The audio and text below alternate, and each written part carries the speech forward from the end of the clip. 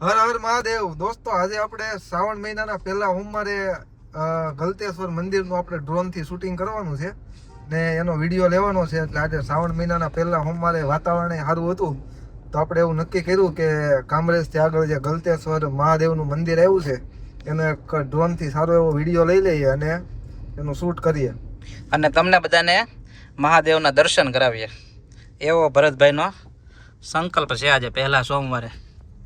તો અમે અત્યારે જઈએ છીએ ધીમે ધીમે. અત્યારે આવી ગયું છે દિગસ ગામ અને ગામથી નીકળે અને આમ જુઓ મિત્રો, માહોલ બહુ મસ્ત છે. વાદળા જુઓ, એકદમ ઠંડુ વાતાવરણ છે.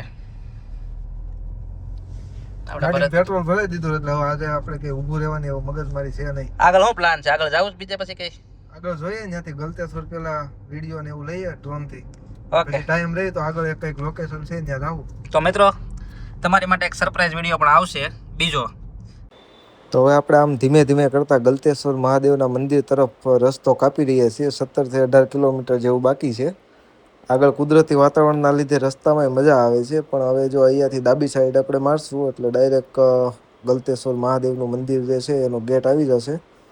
અહીંયાથી લેફ્ટ આપણે થોડાક આગળ આવશું, આ વળાંક વળશું એટલે જો એકદમ સામે દૂર દેખાય છે એ ગલતેશ્વર મહાદેવ મંદિરનો ગેટ છે. જઈએ આપણે ગેટ પાસે નજીક. અહીંયા આપણે પાર્કિંગ માટે જો આ કાકા રોકે છે એટલે પાર્કિંગ માટે 20 રૂપિયા ટિકિટ છે એ આપણે પાર્કિંગને આપી દઈએ અને હવે આપણે જઈએ આગળ. આ છે ગલતેશ્વર મંદિર ને આનું આપણે ડ્રોનથી શૂટિંગ લેવાનું છે. અહીંયાનો વ્યૂ એકદમ મસ્ત છે. આ વ્યૂનું આપણે ડ્રોનથી શૂટિંગ લઈ અને વિડીયો બનાવવાનો. સૌ પ્રથમ આપણે અહીંયા આવ્યા છીએ તો મહાદેવના મંદિરના દર્શન કરી લઈએ, મહાદેવને મળી લઈએ અને પછી આપણું કામ કરીએ. અહીંયા મંદિરની ડ્રોન ઉડાડવાની પરમિશન લઈ લીધી છે. હવે આપણે અહીંયા ડ્રોન ફ્લાય કરી અને અહીંયાનો વ્યૂ જોવું કેવો લાગે છે. વિડીયોના લાસ્ટમાં તમને હું અહીંયાનો વ્યૂ બતાવી કે આ ડ્રોન વ્યૂ ગલતેશ્વર મંદિરનો કેવો લાગે છે. ચાલો હવે જઈએ મંદિર તરફ. ગલતેશ્વર મંદિરનું આ વાતાવરણની અંદર શૂટિંગ કરવું ખૂબ જ રમણીય છે, કારણ કે અત્યારનો જે નજારો હોય છે ફરતી ચોમાસાના લીધે જે ગ્રીનરી આવે છે એકદમ અદ્ભુત આવે છે. એટલે જ આપણે આજે આ મંદિરનું ડ્રોનથી શૂટિંગ કરવાનું છે અને આ મંદિરનું શૂટિંગ જે છે એ તમને હું વિડીયો લાસ્ટની અંદર બતાવીશ કે વિડીયો અમે કઈ રીતના શૂટ કર્યો છે. તો સૌ પ્રથમ અમે લોકો અહીંયા આવ્યા અને અહીંયાથી આપણે કમ્પ્લીટ પરમિશન લઈ અને પછી જ આપણે ડ્રોનની ફ્લાય કરી છે.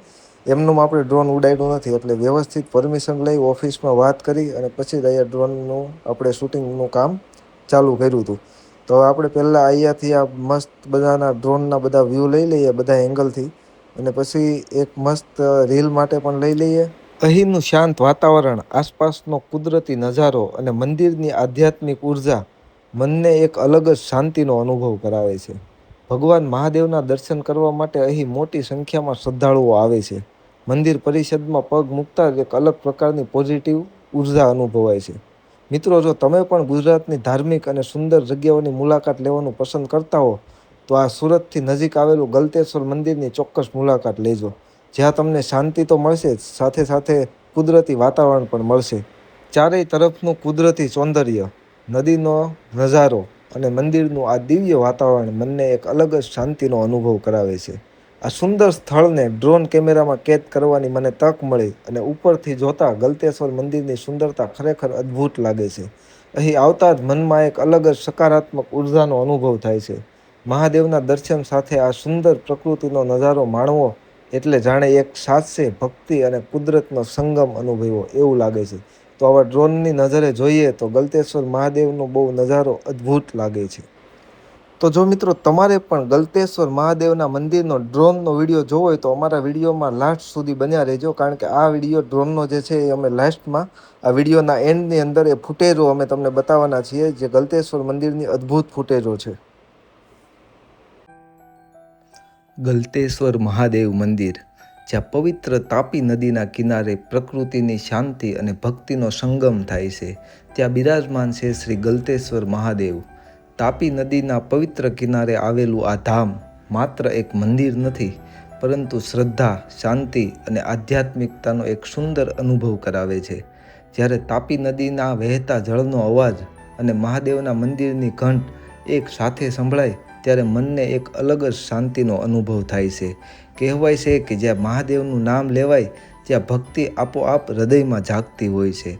આ પવિત્ર ધરતી પર આવીને થોડી ક્ષણો માટે દુનિયાની ભાગદોડ ભૂલી જાઓ અને મહાદેવની ભક્તિમાં લીન થઈ જાઓ.